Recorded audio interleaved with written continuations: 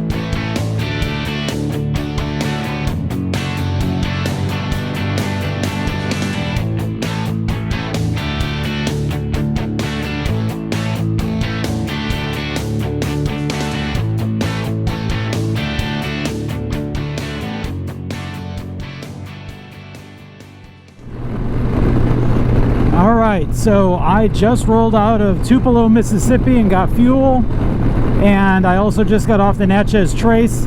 As expected this morning, I went ahead and took a look at some of the weather that was going on further north, and as expected, those thunderstorms started to develop. You saw earlier I ran through a small storm going up the Natchez Trace. That one wasn't too bad. Rain intensity was rough on the radar. It was all yellow and red, not a sketch of green. It was all yellow red, but fortunately the winds weren't too bad, so I just went ahead and pushed right through it, and it really didn't take long to make it through to the other side. Without the high winds, it really wasn't too bad, and not having any traffic on the Natchez Trace, it was a pretty easy storm to get through. Left me pretty cool and comfortable drying out afterwards, so that wasn't a problem. But the line of storms to the north are a little bit different story. It's a really long line, and it's kind of going right through where I need to go through. And I guess the important thing is I don't really need to go through there. So I've already rerouted. As you can see, I'm no longer on the Natchez Trace. I'm on 45 north out of Tupelo. And so I'm going to go on this north and go up through Jackson, Tennessee and on into Paducah, Kentucky, rather than my previous route staying on the Trace would have taken me over across Alabama and then up right near Nashville, and then I went further north up into Hopkinsville, Kentucky. So I'm really still kind of just going north. I'm just doing a little bit further west, which keeps me clear of that line of storms, which will be east of me now. And so it'll just make my ride a little bit more comfortable. I don't have to worry about getting on the rain gear and any potential dangerous weather with lightning and high winds and all that kind of stuff. So that's my plan. I rerouted, no big deal. Overall, my thoughts on the Natchez Trace, I loved it. Hopefully you enjoyed a lot of the footage from it. And I had a really good time riding on it. So if you're ever considering taking a trip to go ride the Natchez Trace, I guess let me kind of help you with, first of all, what it is not. So if you're a rider that is looking to get out, hit the twisties hard, either drop a knee or scrape some pegs, the Natchez Trace is not for you, okay? It is 50 miles an hour speed limit through the entire thing, and there really aren't twisties. There's a lot of sweeping turns. They're very nice. They're very gradual. No hard twisties, so if that's what you're looking for, you won't find it at the Natchez Trace. So just be forewarned of that. The 50 mile an hour speed limit really wasn't that big of a deal. So you're going to lose a little bit of time. If you're trying to get to between 2 points as quickly as you can, the Natchez Trace may not be an option. I mean, granted, you're probably not going to be going exactly 50 miles an hour, but if you're looking for a roadway that will keep you going 70 plus miles an hour, the Natchez Trace also is not that. So bear that in mind when you're planning your route. I had to do that when I planned this route. When I told some people that I was going to the Trace, they all warned me, oh, well, it's a slower speed limit, and I had to let them know, no, it's not a problem. I planned for that as part of my trip plan. I knew it was a lower speed limit, and so that was all part of my normal schedule anyway, so I wasn't going to necessarily lose time anywhere taking that route. But the scenery is fantastic. If you want a road where you can get on and just do hundreds of miles on a nicely paved road at a very comfortable speed, then that's the way to go.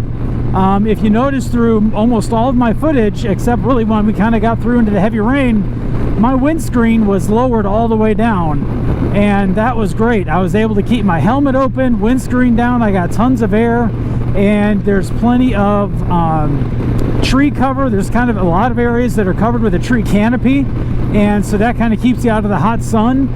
So if that's the kind of road you're looking for, the Natchez Trace is excellent for that, and I can highly recommend it.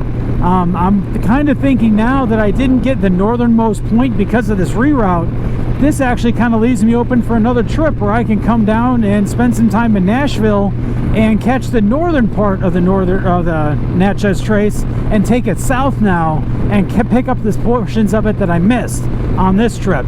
So I have that to kind of look forward to. I'm sort of interested. I might go ahead and plan that out. If not next year or this year, then next year. But overall, it was a really great ride, and I guess the good thing about it is it's national park land, so it's protected. You don't have to worry about 7-Elevens popping up or billboards or anything like that. It's going to stay just the way you saw it on my videos. And so whenever you get down there to enjoy it, if you want to, it's pretty much going to look the exact same way. So the condition of the road is fantastic. I would highly recommend taking it. So I'm going to go ahead and keep pushing up north. Like I said, I just left Tupelo. Next stop will be Jackson, Tennessee, and then I'll go up to Paducah, Kentucky. So check back later.